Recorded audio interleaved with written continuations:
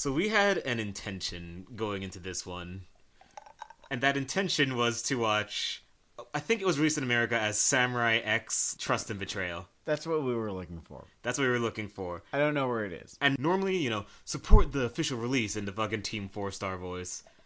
But the creator of Rurouni Kenshin got caught with CP, so I don't feel any kind of way of saying I was trying to steal this movie.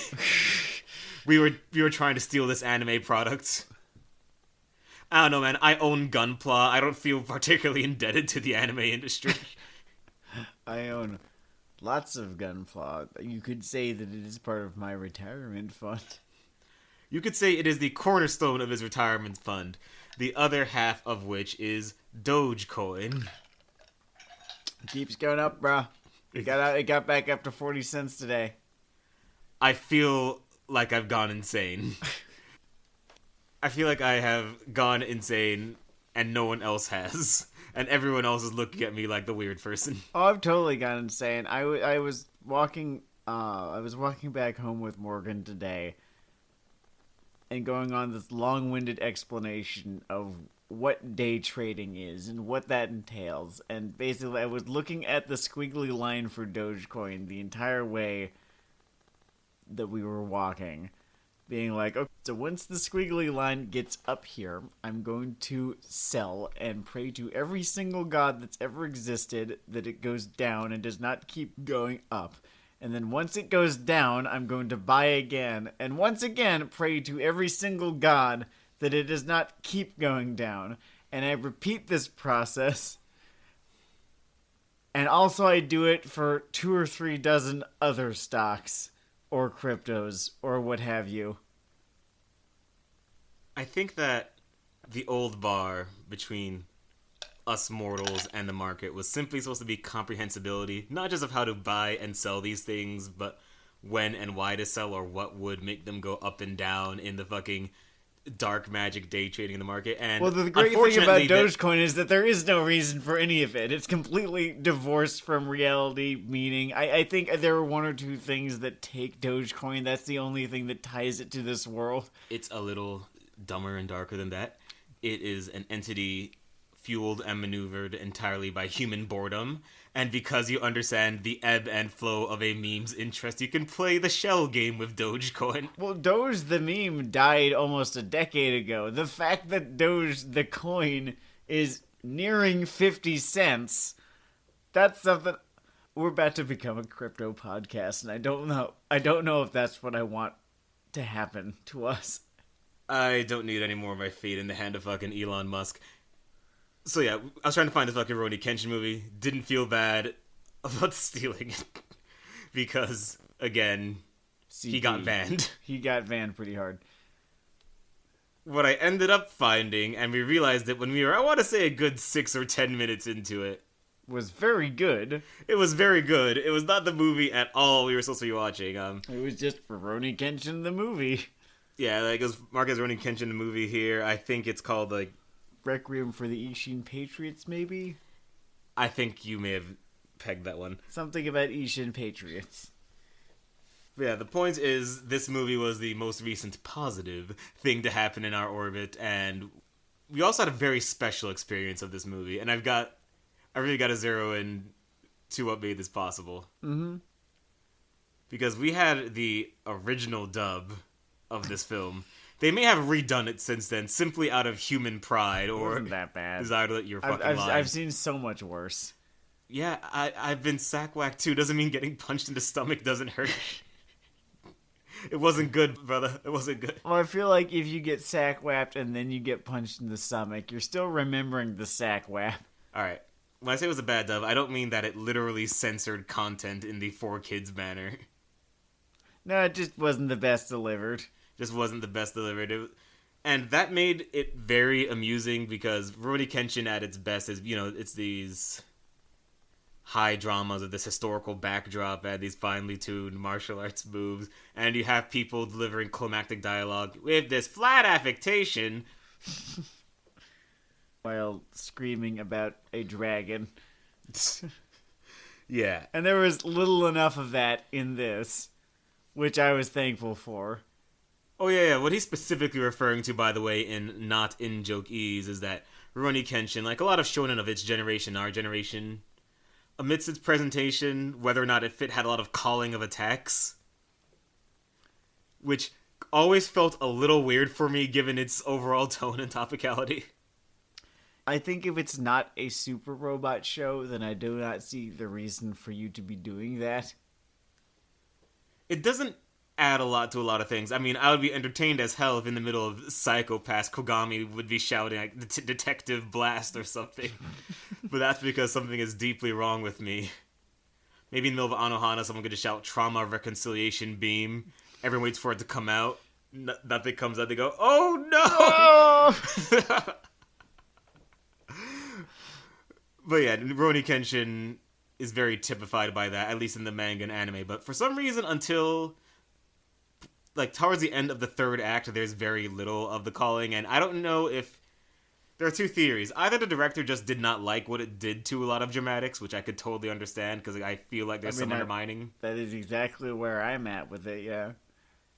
I wonder if there's a chance that the opposite is true, in which they're holding on to those attack calls like, oh shit, they're gonna love it when this happens. We gotta save it for when we want to hit good. We want to get them right in the feels. Gotta be perfect heals. You cannot give them what they want. It's a fun thought, but the reason I focus so much about the voice acting thing is that I do think that the plotting in this is worthy of some of the better arcs in the Rurouni Kenshin manga anime. Having not seen a whole ton of it, I was amazingly surprised with how well researched the whole thing was.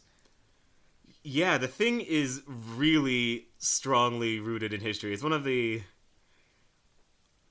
I just love that whole action historical fiction thing in manga. I mean, I've talked about this before, but these shows that decide to go intense with the detail and realism of everything except the violence, in which people just do wuxia flips across. For instance, Vinland Saga.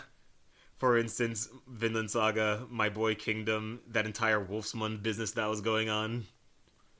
It's a vaunted tradition. I hear Rosa Versailles has a similar trick, but I haven't dipped my feet in that water, so I don't know, maybe right. It's hard to find old manga like that. It is very hard to legally find old manga like that. And he did not get banned, so we'd have to get creative. She, oh. I think it's a she who did not get banned. Or... Hey, sorry, we just took a quick break. It turns out I had the title I was thinking of completely wrong. The Rose of Versailles is some kind of Yuri manga, and I'm an idiot, I guess. There's Yuri stuff in it. Okay, so just from the summary, the first adjective it gave it was Yuri, so Okay, so now I could be double wrong, and I could have been right the first time. I feel like the first adjective it gave it was shoujo. Okay, hold on. Shoujo manga about about Marie Antoinette. Okay, I give up. But there was there was Yuri, yes. The important core point here is that Rurouni Kenshin cares a lot about its history, and it gets it right, and in particular, it gets right that thing where a lot of people often die for no reasons, generally related to land or machismo. And what I was saying was this movie lives up to, I don't know, if you're into Rurouni Kenshin, like, the whole ninjas versus Gatling gun kind of emotionality is sort of the area that this movie builds to well, and I appreciated that. I mean, Rurouni Kenshin as a series, near as I can tell, and I have only flirted with Rurouni Kenshin. I think, Dennard, you were the one who was the most into Rurouni Kenshin. It is a sort of, you could call it a tableau of Japan post-Boshin War, right? As the country kind of lurches into modernity, and you've got this type of people who are no longer going to be necessary in this new world, and what they do with themselves. Yeah, if you are someone who's particularly into the Red Dead Redemption wavelength of tone and want... I was about to say half the body bags, but I guess I just forgot how, spoilers, things turn out for a lot of people in this fucking movie. But yes, it definitely does deal with, as they lurch into the Meiji Restoration, all of these old revolutionaries and old guard monarchists and all the people like coping with this new reality where being the bestest at sword fighting doesn't matter that Doesn't much matter. anymore. And the horror of the one man who says, no, I'm going to make it matter. And how he almost pulls apart this narrative. Shishio is one of my favorite just straight heels in the silly shonen spectrum. Mm-hmm. I like him as a defiance of the idea that the pure epic sweeping antagonist needs to be rooted in like a humanistic element or relatability or something that is sad and tragic about their choice. Whereas he was just someone who looked at the wheel of history lurching towards progress and things being a little easier for people who don't swing swords around, saying, no, that's wrong, what the fuck is this, I hate this. I mean, you read early modern Japanese history, and he's not a unique... He's not... What would you call it? An abomination? He's not an aberration. There was a... As the samurai class began to become less and less important... they were really big sticklers about the fact that their right to cut down a peasant who was rude to them was being taken away. That was a big one. They wanted to keep that one. They really just enjoyed playing amateur butcher shop in the streets. Or I guess by the end of their career, professional butcher shop, like really just getting those nice cuts. As I remember from learning about this in college, you had a couple of different classes of samurai. You had the sort of higher level samurai and the lower level samurai. The lower level samurai were at that point in time more bureaucrats than anything else. They ended up faring way better than the higher level samurai because they just knew how to navigate this new world better by the time the new world was saying, hey, old world's done.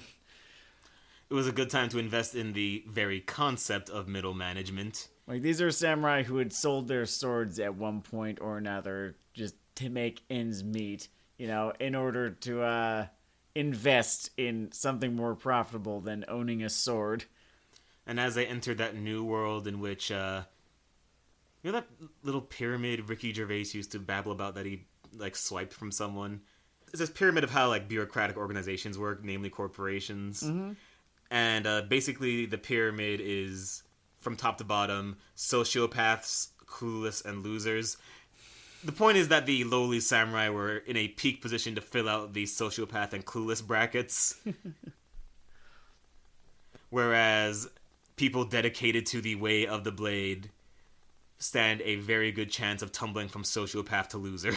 It's really interesting how knowing how to do violence just fell so amazingly out of favor once you have this big long stick that does the violence for you. And you don't really need to be that great at using it in order to do violence to another person. Go figure.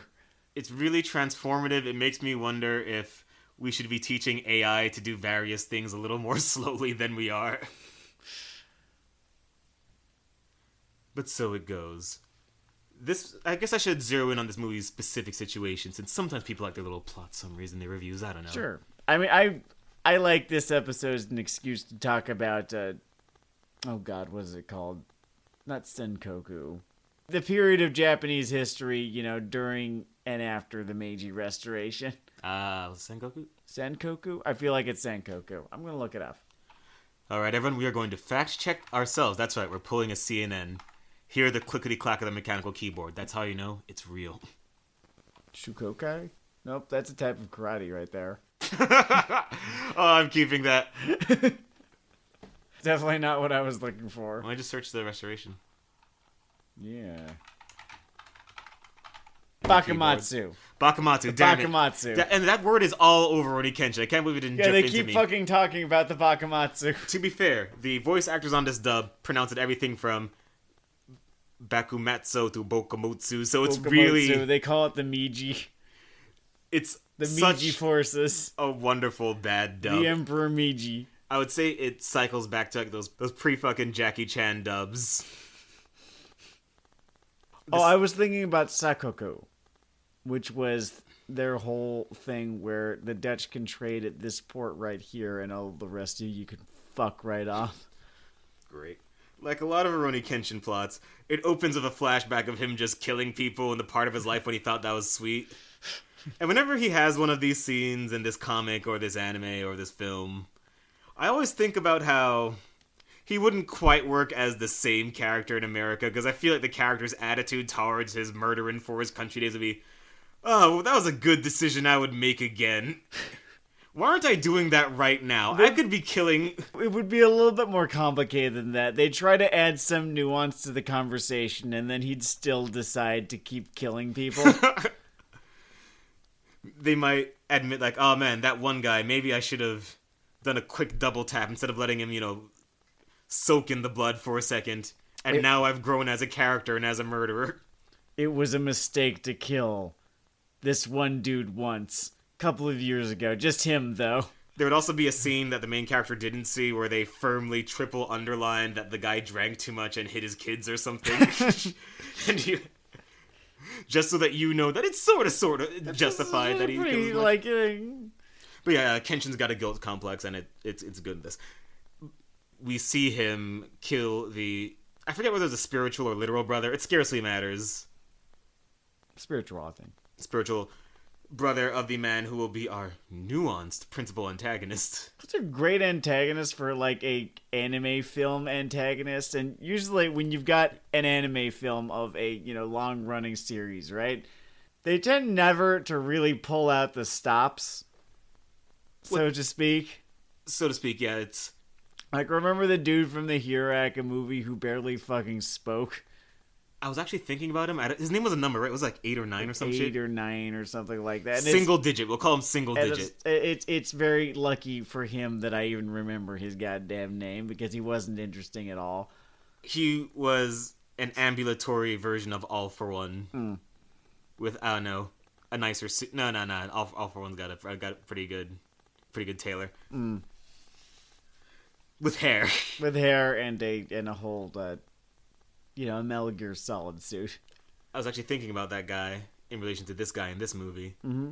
And believe it or not, I think there is actually kind of a DNA thread between them and just on how action anime villains tend to work. Mm-hmm. Because you're going to tend to try to go for a villain, for good or ill, that can quickly, like, staple gun a lot of the themes of your work together. Sure. And they both are, one clumsily and one in a just better execution, sort of just staple gunning a lot of the themes that run through other villains in the longer work proper. Sure. Like, this guy is a displaced military man. He's a reactionary. He's someone who's had this personal exchange with Kenshin in the past. He has a deep sense of honor and finds himself just on the wrong side of a philosophical debate about what is best for Japan. Yeah. He very relatably chafes with both the rampant corruption about him and just sort of a lot of British people doing handstand walks on their carpet. Just prodding around the nation like, oh, what's all this here? Can I have it? I can have it. I'm taking it.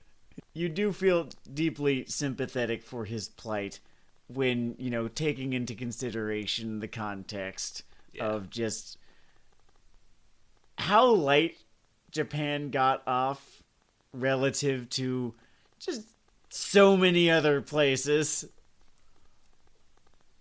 So it's not for me to really judge that Japan did or did not get off light. But let's talk about the British Raj here for a sec.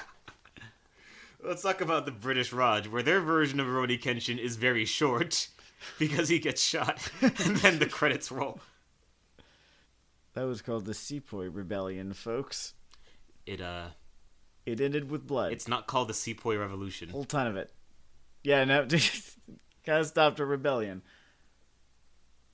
Boxer Revolt. Not Revolution, the Boxer Revolt. The Boxer Revolt. They would have called it the Boxer Incident if they hadn't killed so many of the Boxers that it just had to be a notable bullet point in those historical texts. So his anger is very understandable. This is an extremely human character who has some very old school kind of thinking about, Japanese honor and what the country should look like moving forward. And you totally understand throughout the entire thing where he is coming from. And what I found the most interesting with this film in particular was another country with another history reconciling its extremely bloody past. Because the United States, where I am from, has an immensely fucking bloody past. Has an almost impossible bloody past. No, we don't. Sleep, Samuel, sleep. And it was built atop the bones of a people that we never thanked or paid or let survive or did anything, and like continue to kind of disrespect and pretend that they didn't fucking build this place for us. And some of us are starting to reconcile with it, and Tim Scott refuses to acknowledge that this ever happened. Tim Scott, I believe, thinks that instead of slaves and natives, there were volunteers and landlords. What's that fucking line? Landlords who voluntarily... There's this line from fucking Family Guy. They were invited, punch was served. Yeah, that's one of old McFarlane's better turns. So beyond, the conversation to be had about America's history, in tandem, I guess, with the conversation to be had about America's history in the last couple hundred years, what's really interested is watching Japan kind of trying to take apart its history and decide what to do with it. And we've seen this in other stuff set in this time period as well. A lot of critics, I'm not going to pretend it's an original thought, because I read this somewhere in the last 3 days when I was thinking about this episode. Mm-hmm. But evidently part of just the massive cross-demographic, cross-country, everything like success of Rurouni Kenshin is that people just do enjoy that process of you get all the engagements of someone unwinding history, but there's also just a little nice appeal to a certain type of person when it's not your history, so you don't have to feel too guilty about anything. It's like, oh man, violence is wrong. Their violence. It's bad when they do it. Ours was necessary and sweet. Sweetessary, as we call it. Necessweet. I wonder what Japanese audiences think about Civil War media. Oh, just Westaboos watching Glory every week. Watching Glory, or like, what if you put fucking 12 Years a Slave in a Tokyo theater? What would they think about all of that? That is a good-ass question. I am left to wonder, yeah. Like, would that do okay? Didn't a dub of the Boondocks make its circuit on Twitter recently? What a great audio clip. But yeah, you have this antagonist who, sort of packages all those themes of the story together, and he is the main thing in the movie. Also making a guest star in the movie is the series' version of featuring Dante from Devil May Cry. Oh, the fucking Wolverine guy. Yeah, the fucking Wolverine. The Shinsengumi motherfucker. Yeah, he's here to smoke. He's here to smoke, dispense with characters and 15-second fight scenes and go back to smoking. And he's all out of cigarettes. Yeah, he doesn't particularly elevate or bring down anything. It's just very funny how... Oh no, he's got one of the better lines in the movie. That is true. Towards the end of it, where, the guy who is the traitor to the rebel cause escapes, with his skin, thinking like, well, at least I got out with my life. Yeah. And then he gets this dressing down from Wolverine's Shinsengumi dude who just thinks like, maybe you're really just that open-minded. When really talking about his, variable loyalties. Before stabbing him in the fucking forehead. Rurouni Kenshin has some very efficient formulas. In this one, each faction has a relatable person on top and a vizier in the second slot. Which is just, I guess, the shorthand for the range of moral types you get in any historical incident. It does a fascinating job of humanizing kind of both sides of the conflict. Something that it is a... When you're talking about both sides of the conflict in America, right? Usually the conflict that you were talking about is the Civil War. And humanizing a member of perhaps one of those factions, you were doing so at the expense of the people who they wished to remain chattel. To my knowledge, no such baggage exists in Japanese history, so you still have this weird sense of the country was at war with each other almost exclusively over ideals and what they wanted the political future of the nation to look like. And there's a whole lot that I do not know, and I probably just left a whole bunch out just now. The Western, or my, dumb shit Western perspective, though, is that it's a whole lot of people with really, really strongly held beliefs, and it's very difficult to say who was right or who was wrong, and kind of impossible to say that either was just one. It leads to so many masterworks that consist of people having political science 347 debates between backflips. And I guess that kind of close ideological gap just does lend itself innately well to high drama, which is, what we get here. Since I'm talking about backflips, I should talk about the action in this. I did enjoy it, which is good because it's an action property. I mean, there's a very noticeable investment in budget gap between... They invested very strongly into flashback. They're very invested in the climax. And then they're like, all right, we got to get through the rest of this movie. There was a little bit of quality here and there. Yeah, I mean, it was no Sword of the Stranger, but the sword fighting was good. It's good.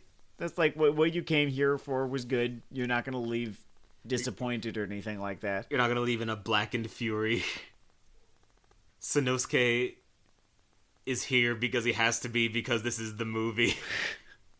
They don't necessarily have much for this guy to do. For those of you who are not familiar with Rurouni Kenshin, he is... the big shirtless guy? Yeah, he's a big shirtless guy. He's an early antagonist turned sidekick.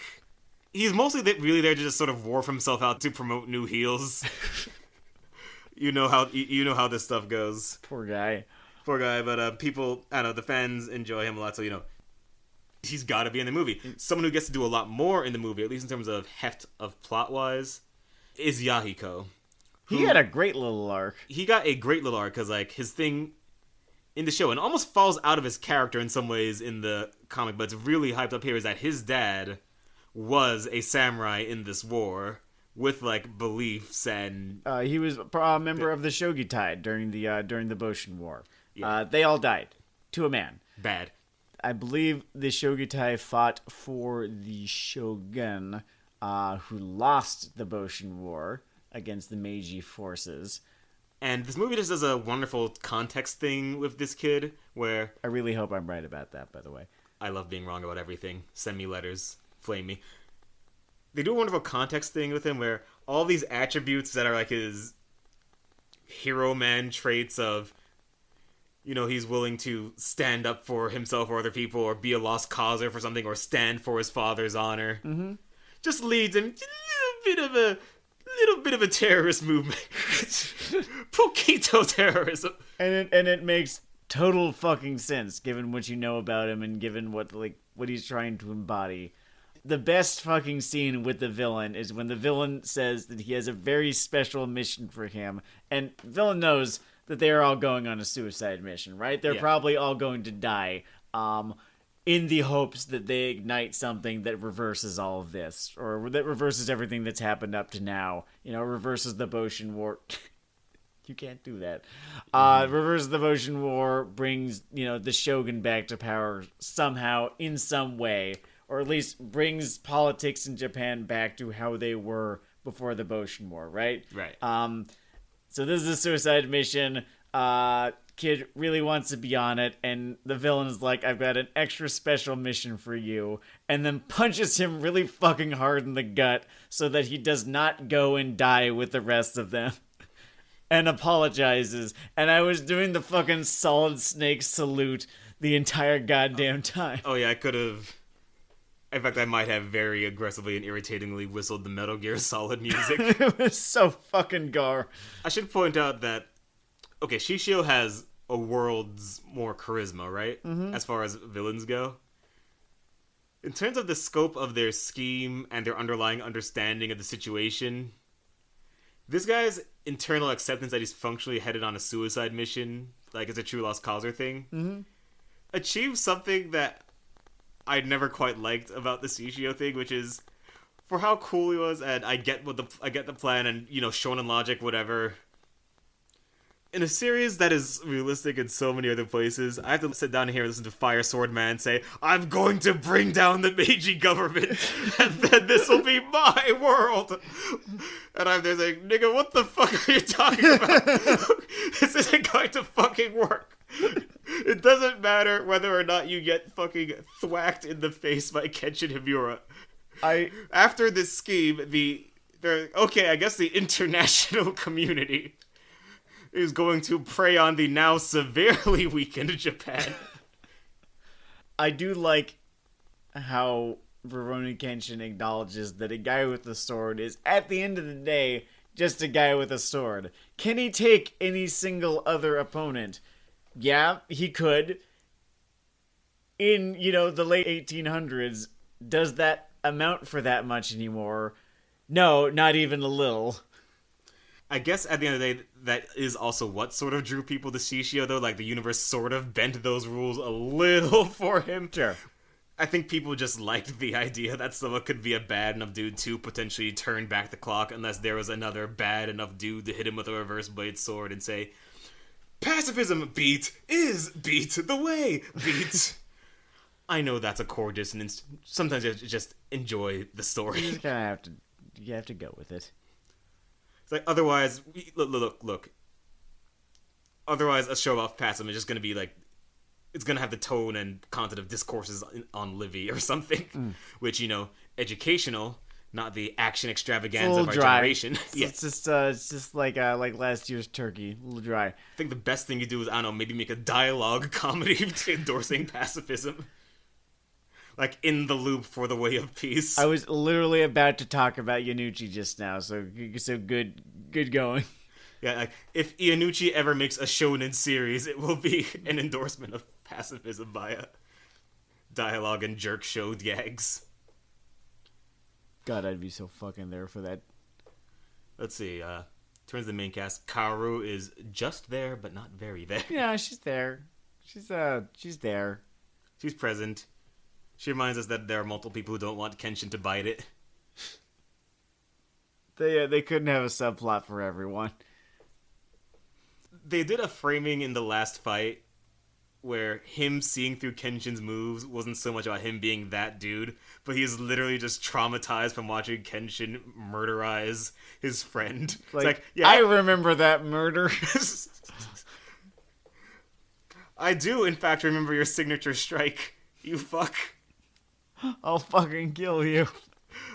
We talk about it a lot during therapy. One thing I like, and again, this is just such fucking catnip for Sam, was like one of their last conversations together was him being like, "Look, no, I'm not upset at you for killing my friend. You were fighting for what you believed in, and I was fighting for what I believed in. But if you thought harder, you would see that I'm right. Please listen to me." That was so fucking good.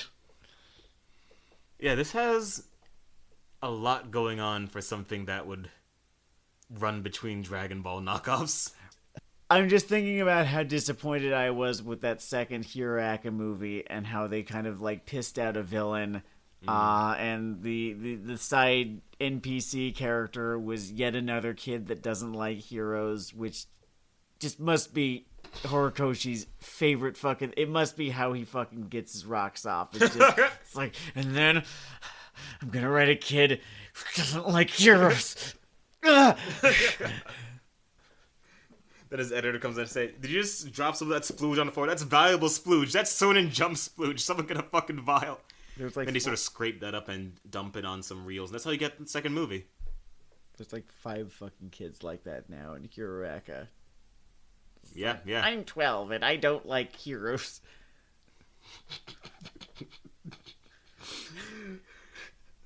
You've got your overpowered quirk, and me, I've got these fucking markers. I think when Hiroaka is a fond memory, in the same cadence that we make fun of the yata-ta-ta-tas or 10 episodes of charging an attack, or even now we just talk about the swing in Naruto, there will just be memes of, yeah, I'm 10, I'm not that into Spider-Man. I'm going to change your fucking mind. I'm going to change your heart. It is my life's mission to make sure that you are into Spider-Man. I don't care how close to dying I get on the way. I'm wondering how I can tie in how much I dislike the sentiment of let people like things into what we are talking about right now.